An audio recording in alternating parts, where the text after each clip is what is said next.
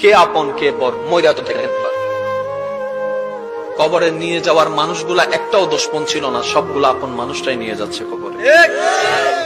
আমি চিৎকার দিয়ে আওয়াজ দিয়ে বললাম, ভাই তোরা তো জানিস আমি কবরে থাকতে পারি না, তোরা তো জানিস আমি অন্ধকারে শুইতে পারি না, তারপরও আমার জন্য কবরটা খুঁড়ে দিলি।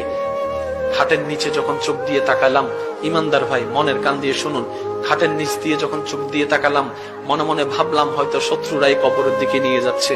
যখন নিচে তাকাই দেখলাম চোখ কপালে উঠে গেল, একজনও আমার দুশমন নাই, সব আমার আপন গুলাই আমাকে খাটের মধ্যে নিয়ে কবরের দিকে নিয়ে যাচ্ছে।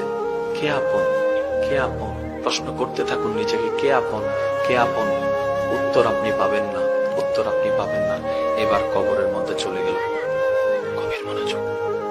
প্রস্তুত আছেন তো? প্রস্তুত আছেন তো? ইনশাআল্লাহ। প্রস্তুত আছেন তো? ইনশাআল্লাহ। লাশটা কবরে রেখে দিল।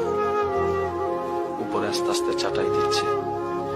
ওই পাশের ফাঁকে ফাঁকে কিছুটা আলো ঢুকছে।